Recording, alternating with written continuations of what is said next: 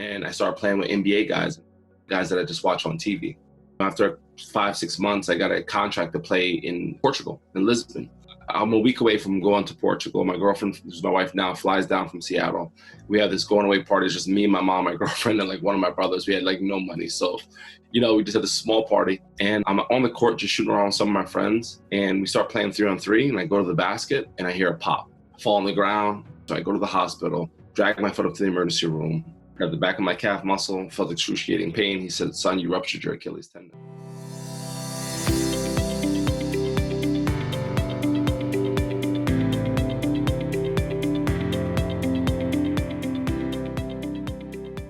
Everything is who I am today. It's all because of my mom. I always say the great Tina Thomas. It's very hard to say my mom's first and last name without saying the great, because my father, Bobby Thomas, was a police officer in the city of Passaic, New Jersey, where I'm from originally.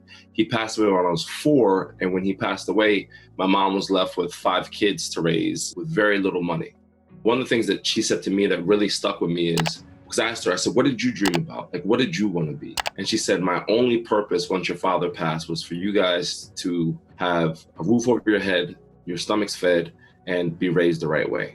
So she worked 3 jobs a day. I've never, to this day, I can't remember a time where I came home and saw my mom with her head in her hands. And I remember my first day walking on the court and just shooting the ball for hours and hours and the ball not going in. And me being like, okay, well, I suck at this. Like, it's never going to happen. And then out of the blue, how people come into your lives for a reason. There was a guy that came across the street from his house, lived across the street from the basketball court I was shooting at in my neighborhood. And he said, "Hey, my name's Ray. Do you want me to show you how to shoot a basketball?" Literally changed the course of my life. He stayed with me for the next 2 hours, showed me how to shoot a basketball. And when he left, I still sucked at basketball. But he planted this seed in my head that if I work at this, I could get better. And that's all I needed. And this is what when I talk about the mind, it's what I tell people about. We all have gardens in our brain, right? That's all our garden. Whatever you plant grows. So if you want to plant negative stuff, the weeds are going to grow, right? All the crap that you don't want in your garden is going to grow. If you want to plant positive things, that's what's going to grow. And the cool thing about positivity and negativity is they both work the same way. They need your momentum. So it's whatever one you want to feed, that's the one that's going to sprout.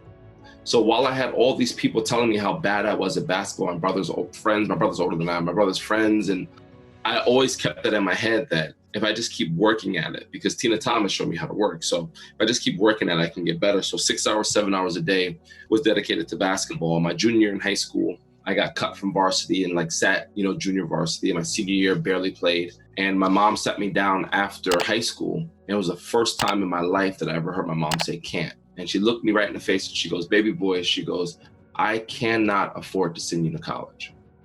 And when my mom said that, even now when I talk about it, I still get a knot in my throat, because I know how much it pained her to say that to me.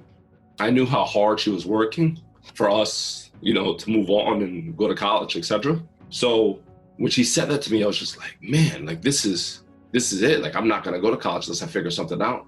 So I said, "Mom," I said, "I'm going to take a year off from school. I'm going to work 2 jobs. I'm going to go to a junior college. I'm going to get a full scholarship. I'm going to come home and I'm going to play professional basketball." I was like, "Okay, baby boy." She was like, "All right, go ahead, go do it." And that's what I did. I went and worked 2 jobs. I worked at Foot Action. I worked at this pharmacy. I went to a junior college, a 2-year college. My first year, played a little bit more than I did in high school. And then my second year, things clicked. People were seeing me in the newspaper from high school and they couldn't believe it. Because here's a guy who didn't even play varsity on a team that was terrible. And I always say people see where you land, so they don't see the journey. I got good enough in junior college to get a full scholarship to play in North Dakota.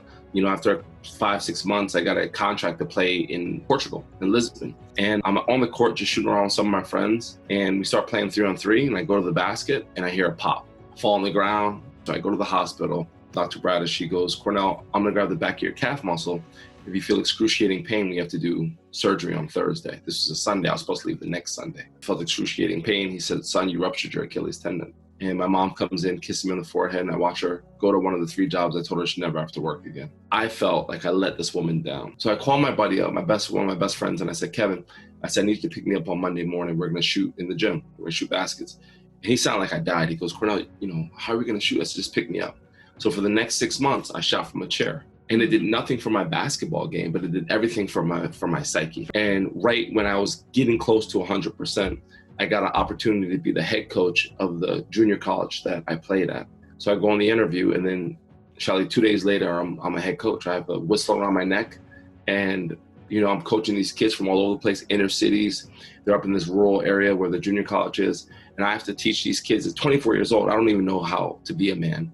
I have to teach them how to be, responsible young men, to care for one another, to love one another. We used to say Ubuntu in the huddle. If you want to go fast, go alone. If you want to go far, go together. Ubuntu, I am because we are. If we live that and start, instead of trying to push each other down to climb up to a mountain, we'd be more like Sherpas and helping each other up the mountain, right? What's the mountain if you climb it and no one else is with you? It's important for us to as a collective, come together and start lifting one another up and helping one another, regardless of what you look like or who you pray to or what gender you are, whatever. None of the nonsense labels. There's always hope because we're finding each other, and there's nothing they can freaking do to stop it because it's a divine energy that's connecting us. And that started my coaching journey for 6 years at Sussex, and then I went to Blair Academy for another 7 years. But 3 years into that, me and my wife were about to have our first child, and I started to have this pivot that there was more than just basketball. When your identity is wrapped up in a basketball or wrapped up in a label that someone else has given you, it's very hard to say, well, what could I possibly be next? And when people are like, oh man, how'd you start speaking? Did you go to so-and-so's coaching course? I'm like, no, I was on Facebook and I was reading how negative it was. And I had a book of positive quotes. I took a quote out, put it on Facebook, and people liked it. So I started doing that every day. And one day I woke up, I couldn't find the book. And I looked at the screen and I made my own quote. And people still liked it. So I'm like, well, screw the book. I'm just gonna make my own quotes every day.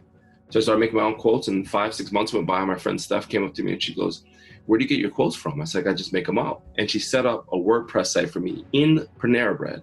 And I wrote my first blog in Panera Bread. After the book came out, I was like, I want to share my story. So I just started, speaking in front of 2 people, 5 people, 10 people. I didn't care.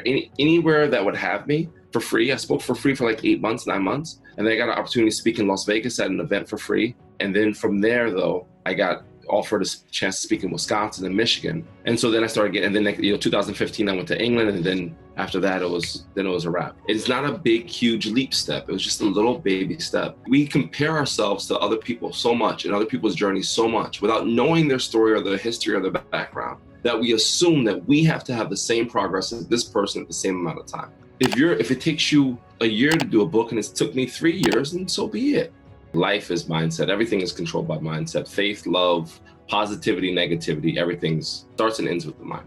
Once you start unlocking the mind and realizing how important your thoughts are, how they affect your actions directly and indirectly, leaning towards a more positive life and a better experience on this planet.